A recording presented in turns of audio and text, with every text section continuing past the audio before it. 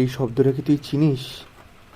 রাতে হঠাৎ জানলার বাইরে টুপ টুপ, এই আওয়াজটাই কিন্তু অনেক গল্প লুকিয়ে রাখে। এই বৃষ্টি পড়ার আওয়াজটা সবসময় একরকম হয় না, কখনো খুব আস্তে, আবার কখনো একটানা, মনে হয় যেন আকাশ আর ধরে রাখতে পারছে না। এই আওয়াজ জানে রাতে মানুষ বেশি ভাবতে শুরু করে। সবাই ঘুমিয়ে গেলেও এই বৃষ্টির শব্দ জেগে থাকে। জানলার কাছে পড়ার বৃষ্টি একরকম কথা বলে, আর ছাদের টিনে পড়া বৃষ্টি আরেক রকম। এই শব্দের ভেতরেই লুকিয়ে থাকে অপেক্ষা, ক্লান্তি আর একটু শান্তি। বৃষ্টি যখন পড়ে সে কাউকে তাড়ায় না, শুধু বলে, শোনো, আমি আছি। এই আওয়াজ শুনতে শুনতে অনেক মানুষ চুপচাপ নিজের ভেতরে ফিরে আসে।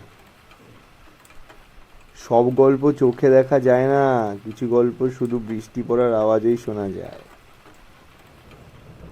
নমস্কার।